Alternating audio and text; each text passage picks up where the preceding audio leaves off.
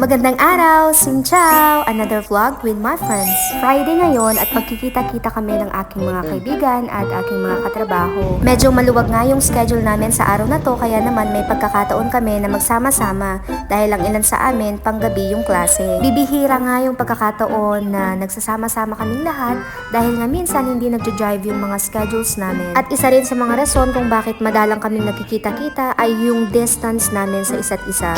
May mga motor naman kayo di pwede kayo magkikita-kita. Hindi po kasi hassle din kasi yung mag-travel. Lalo't ngayon napakalamig tapos maulan pa. At ipinakilala ko nga rin sa kanila si Teacher Elsie na siyang kasama ko dito sa center kung saan ako nag-work. Kumain nga kami dito sa napakasarap at napaka-affordable na barbecue buffet malapit dito sa accommodation nila at natuwa nga yung manager sa amin at binigyan kami ng free mac. Syempre, sino pa naman ang hindi matutuwa kapag may binigay na free sa'yo, diba?